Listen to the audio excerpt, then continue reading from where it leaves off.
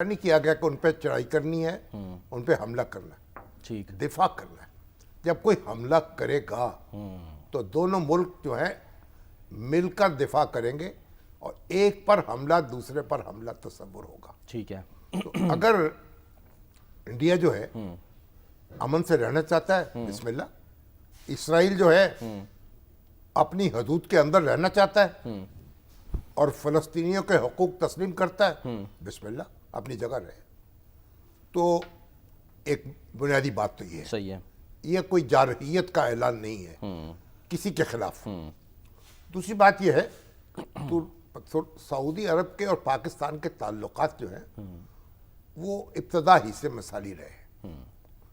دونوں ملک ایک دوسرے سے تعاون کرتے رہے، دفاع میں بھی اور معیشت میں بھی، ٹھیک ہے، یا مشکل حالات میں۔ مشکل حالات میں بھی۔ جب پاکستان کو ضرورت پڑی سعودی عرب اس کے ساتھ تھا، جب سعودی عرب کو ضرورت پڑی پاکستان اس کے ساتھ تھا۔ ٹھیک۔ تو پاکستان نے سعودی عرب کے جو فوجی افسر ہیں ان کو تربیت بھی دی ہے، ان کو ٹرین کیا ہے۔